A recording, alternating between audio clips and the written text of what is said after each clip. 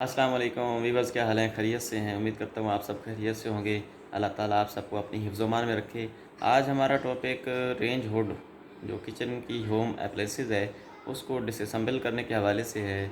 उसको कैसे आपने उतारना है, कैसे उसको आपने मतलब उसके पुर्ज़ा जितने भी उसके अंदर चीज़ें लगी हुई हैं कैसे उनको आपने खोलना है, उनके लिए क्या क्या औज़ार ज़रूरत हैं, ये हमारा टॉपिक है बेसिक। चूँकि ये एक मेन घर की चीज़ें हैं जो आप घर बैठे खुद ही उन चीज़ों को मतलब मैनेज कर सकते हैं, बजाय आप किसी मैकेनिक के पास जाएँ, उनसे कहें कि आज जी हमें ये चीज़ जोड़ के दें। तो ज़ाहिर है मैकेनिक भी 500-600 लेगा दिहाड़ी, तब वो काम करेगा। तो बेहतर है आप खुद ही वो काम कर लें। इसलिए कुछ ज़्यादा जो है औज़ारों की ज़रूरत नहीं पड़ेगी। जस्ट आपके फोरसाइटर होना चाहिए और एक दो टेप होनी चाहिए। जो आपको कनेक्शन है कुछ इलेक्ट्रिकल, तो उनको रिमूव करना है तो दोबारा उनको लगाना है, तो उस पर आप इंसुलेट कर सकें। इसके अलावा इसमें कोई इतनी ख़ास चीज़ नहीं है। जस्ट आपने इसको उतारना है, डिसअसेंबल करना है और फिर दोबारा आपने उसको असेंबल कर देना है, ये चीज़ है। तो उम्मीद करता हूँ मेरी वीडियो आपको पसंद आएगी। मेरा चैनल ज़रूर सब्सक्राइब कीजिएगा। मेरी दुआएं आप सबके लिए। अल्लाह ताला आप सबको अपनी ज़ुबान में रखे, हंसदा बसदा रखे। तो चलिए चलते हैं अपनी वीडियो की तरफ। अस्सलाम वालेकुम मोहतरम नाजरीन, क्या हाल हैं? खैरियत से हैं? जैसा कि मैं आपसे पहले ज़िक्र कर रहा था इस रेंज हुड के बारे में। तो ये रेंज हुड है, इसको किचन में इस्तेमाल किया जाता है होम अप्लाइंसेस के तौर पे।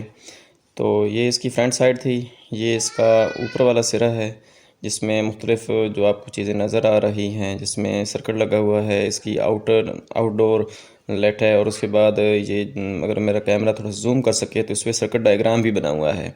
तो ये इसका आउटर है जहाँ से हवा आउट होती है। तो अभी इसको ओपन करने की कोशिश करते हैं। थोड़ा एहतियात के साथ इन चीज़ों को हैंडल किया जाता है ताकि चीज़ें टूटने ना। ये इसका फ्रंट पैनल है। फ्रंट पैनल के आगे दो नट लगे होते हैं। दो नट को आराम से आपने ओपन कर लेना है और इस फ्रंट पैनल को भी आपने उठा लेना है। और इसका स्ट्रिप लगी होती है, इसको आसानी से जो है मतलब एहतियात से आपने उतारना है।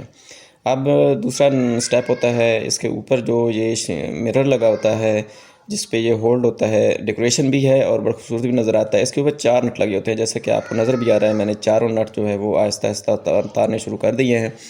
तो इसमें एक चीज़ का ख्याल करना है कि ये टोटली मिरर का बना हुआ है, क्योंकि मिरर जो है वो बहुत जल्दी टूट जाता है अगर थोड़ी सी भी ऊपर नीचे हो जाए।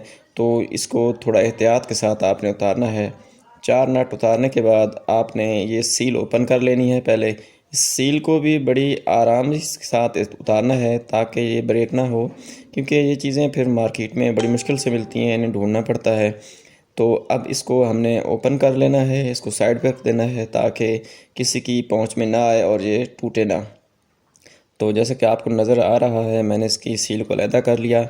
अब इसकी जो ऊपर वाला कवर था इसको भी मैंने साइड पे रख दिया है ताकि ये टूटे नहीं। अब जो नेक्स्ट प्रोसेस है, जैसा कि आपको नज़र आ रहा है, इसमें काफ़ी चीज़ें रहती हैं। हमें इसको इंशाल्लाह एक एक पुर्ज़ा जो है वो अलहदा करेंगे और आपको दिखाएंगे, उसके बाद इसका नेक्स्ट प्रोसेस होगा। ये इसका बैक साइड जहाँ जो दीवार पे दो जगह लगी हुई हैं जो बनती हैं, जो आपको होल नज़र आ रहे हैं ऊपर, ये दीवार पे लटक जाता है इनके ज़रिए। तो इसके पीछे भी नट लगे होते हैं जो होल्ड होते हैं। और ये इसका आगे वाला कवर था जो ब्लैक नज़र आ रहा है आपको। ख्याल करना है कि ये चीज़ें जो है वो पतरे की बनी हैं, तो पतरा ज़ाहिर है बड़ी जल्दी मतलब इससे ज़ख़म आते हैं। तो केयर के साथ आपने ये सब चीज़ें उतारनी हैं। उसके बाद जो नेक्स्ट प्रोसेस करना है, आपने आपने सारे नट जिसके पीछे वाले जो बैक साइड वाले हैं वो उतार लेने हैं ताकि हमें जो है उतारने में आसानी हो सके। तो अब जैसा कि आपको नज़र आ रहा है, मैंने इसको साइड पे किया है ताकि आपको जो है वो आसानी से नज़र आ सके कि इसके ऊपर नट कितने लगे हुए हैं। ये इसकी एलईडी पैनल भी यहाँ पे एडजस्ट होता है, इसकी तारें भी यहीं पे होती हैं। इसके बाद इसके जो हैं वो साइड वाले नट होते हैं। तो ये सब चीज़ें जो आपने हैं बड़ी आसानी से बड़ी एहतियात के साथ उतारनी है। ये इसका फ्रंट पैनल है जिसके ऊपर एलईडीज़ लगी होती हैं, जहाँ से जो है वो इनलेट होती है हवा। तो इसको आपने बड़ी एहतियात के साथ उतारना है, क्योंकि ये टोटली जो है वो पतला लगा हुआ है और पतला बड़ी आसानी से जो है हाथ पे लग सकता है, उससे ज़ख़म आ सकता है। तो आपने सारे नटों को सबसे पहले आराम के साथ ओपन कर लेना है। इसमें अच्छा एक चीज़ का ख्याल करना है कि इसमें सिर्फ एक ही जो है वो फोर साइडर जो है वो इस्तेमाल हो रहा है, स्क्रू ड्राइवर। इसके अलावा इसमें फ्लैट नहीं है, सारे स्क्रू ड्राइवर जो है वो مطلب جو اسکرو لگے ہوئے ہیں وہ 4 سائڈ لگے ہوئے ہیں۔ تو یہ میں نے اس کو علیحدہ کر لیا۔ اب میں جو ہے اس کو سائڈ پہ رکھ دیتا ہوں تاکہ یہ کسی کو لگے نہ۔ اس کے اوپر جو 2 LEDs لگی ہوئی ہیں، اس کی 2 سٹرپیں ہوتی ہیں، آپ نے ان کو آسانی کے ساتھ جو ہے وہ اتارنا ہے۔ خیال کرنا ہے کہ یہ وائر کہیں بریک نہ ہو، کیونکہ پھر بعد میں یہ مسئلہ بن سکتا ہے۔ جیسا کہ آپ دیکھ بھی رہے ہیں کتنا اندر سے میلا ہوا ہے۔ تو یہ مطلب جب چیزیں سالن وغیرہ پک رہا ہوتا ہے، روٹی پکتی ہے، تو اس کے جو آبی بخارات ہوتے ہیں، جو اس کی مائع ہوتی ہے وہ اوپر اٹھتی ہے، تو پھر یہ سب چیزیں اس رینج ہوڈ میں آتی ہیں، تو اس سے وہ بڑا مطلب گندہ ہو چکا ہے۔ تو یہ میں نے ایک LED اتار لی ہے۔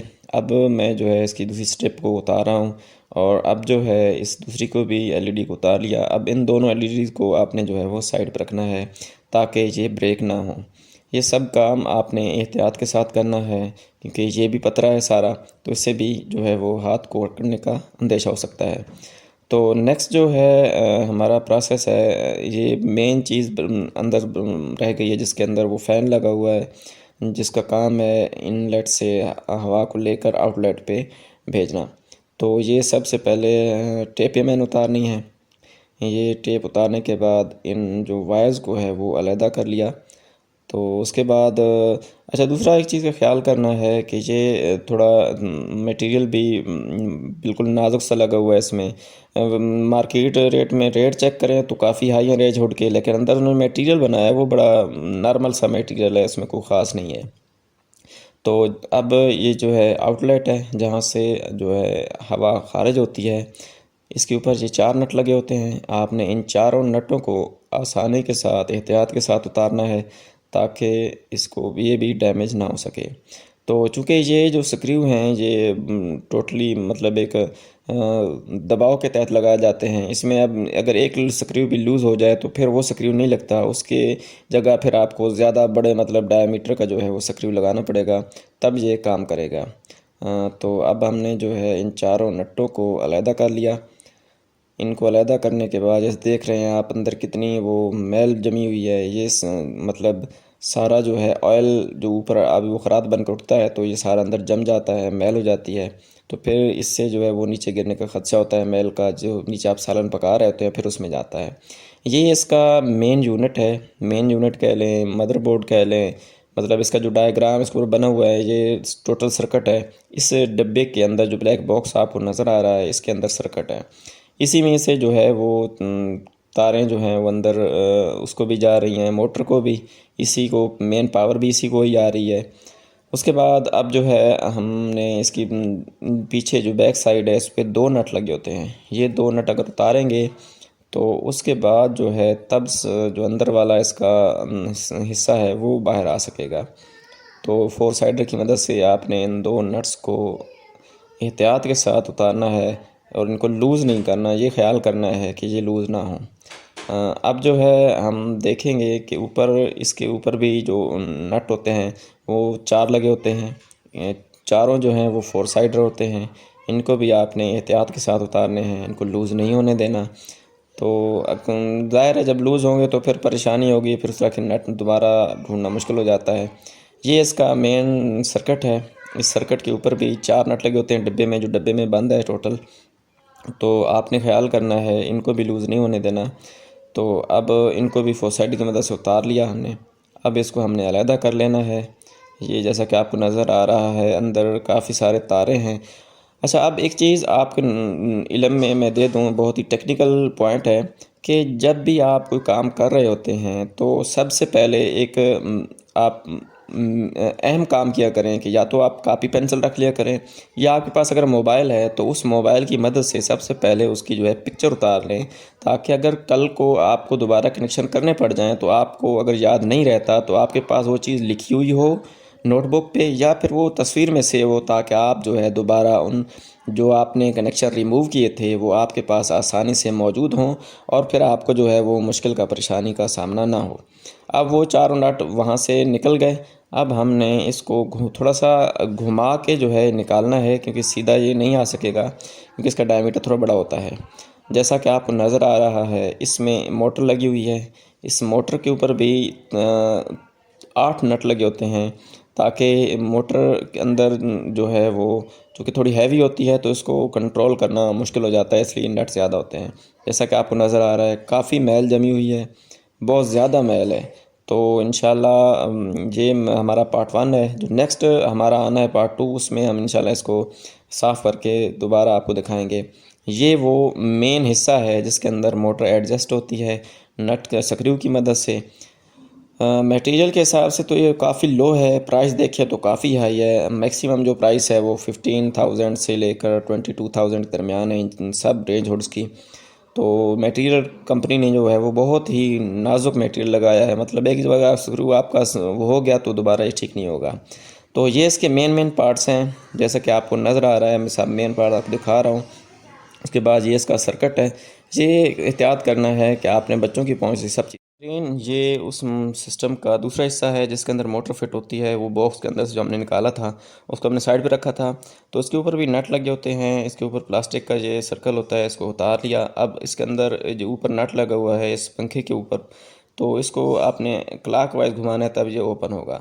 ہم نے اس کو اوپن کر لیا، اب اس کے اندر سے اس کو بھی باہر نکال لیا، پھر کی دیکھ لیں آپ۔ اب جو ہے جو دوسرا نمبر ہے وہ ہمارا موٹر کا ہے، موٹر کے جو آپ نے نٹ اوپن کر لینے ہیں اور احتیاط کے ساتھ موٹر کو بھی جو ہے وہ آپ نے باہر نکال لینا ہے۔ تو دوسرا میں آپ کو بتاتا چلا ہوں کہ یہ موٹر کمپنی نے بہت اچھی بنائی ہے، اس کے اندر واقعی کاپر کی وائنڈنگ ہے، کافی عرصے سے چل رہی ہے، اور اس کے بعد ہم نے اس کو باہر اوپن کر لیا۔ تو اس کے بعد ہم آپ کو انشاءاللہ ہمارا جو نیکسٹ پارٹ آنا ہے اس میں ہم نے اس کو جو ہے وہ صاف کر کے دوبارہ اسمبلنگ کرنی ہے، تو انشاءاللہ وہ بھی آپ کو دکھائیں گے۔ ہمارے ویڈیو کو سبسکرائب لائک ضرور کیجیے گا، چینل کو سبسکرائب کر دیں۔ آپ کا بہت شکریہ، اللہ حافظ۔